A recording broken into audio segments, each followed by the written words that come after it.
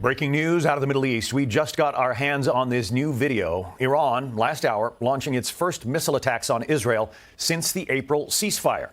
4 waves of ballistic missiles launched in response, apparently, to an Israeli strike against Iran's proxy, Hezbollah, in Lebanon. Israel says all of the missiles were intercepted.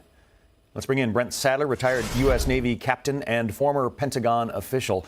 Brett, Hezbollah generally doesn't make a move without Iran's say-so, right? So Iran must have been anticipating that Israel would launch strikes against Hezbollah.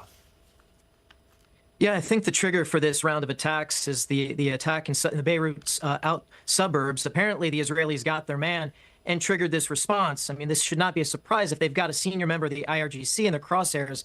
We saw this play out in April of 2024 when Iran launched hundreds of missiles at Israel when they targeted and killed 7 senior IRGC members in Damascus, Syria.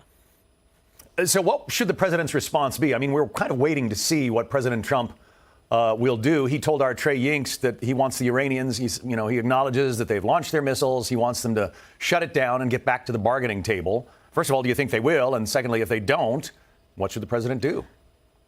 Well, I think part of it is what will the Israelis do? Will the Israelis, who have held back on resuming attacks against Iran proper, will they resume those attacks against the IRGC like we saw before the ceasefire that went into effect back in April 8th to get to that? Well, the president has said he was not pleased when Israel launched those attacks on Hezbollah. If Israel were to launch another round of attacks on Iran, I don't want to get inside or get ahead of the president, but it would seem like he would not be wanting that kind of thing either. Well, it all comes down to how to approach the negotiations. And if the channels of communication are healthy between D.C.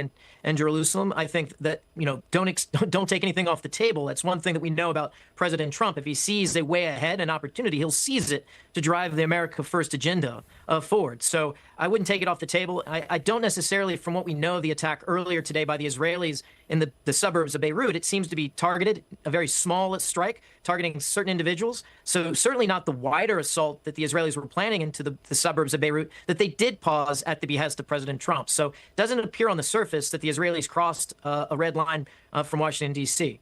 The president has said he expects that maybe, tomorrow, Tuesday, Wednesday, that the Iranians might be inclined to sign some kind of a deal. Launching ballistic missiles at Israel doesn't suggest that they are tiptoeing toward the signature line.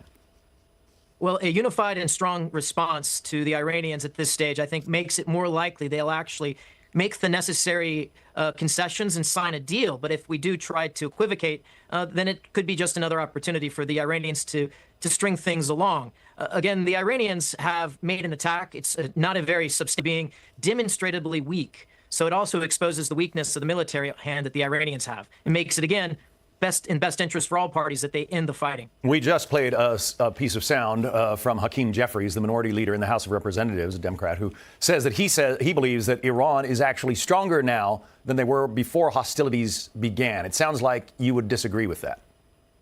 Yes, I'm not sure what lens or historical or military lens that he's looking through to make such an assessment, because it's certainly not the one that I think most of the folks in military experience would assess. A Navy that's now on the bottom of the Persian Gulf, an Air Force that's non-existent, it clearly demonstrated by these attacks today, not a very robust missile force, and certainly their command and control is questionable, because if they did launch drones in coordination with these ballistic missile strikes, as they've done in the Straits of Hormuz, it's just not been very well coordinated for any military effect. So by all accounts, the Iranian military hand is significantly degraded. And as our Trey Yinks reported, the Israelis say they shot down all of the ballistic missiles that were launched toward Israel. New York City.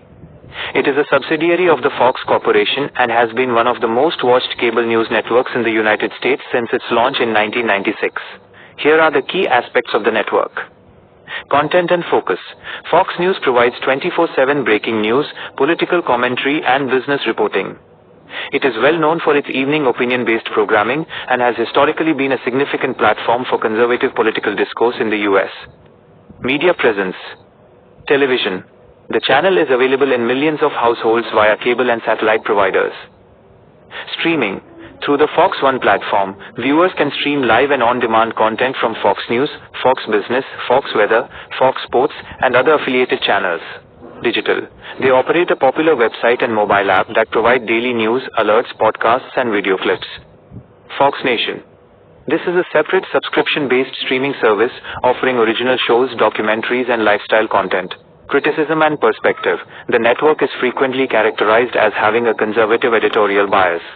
It has been a subject of various controversies over the years regarding journalistic standards, political partisanship, and internal workplace issues. If you are looking for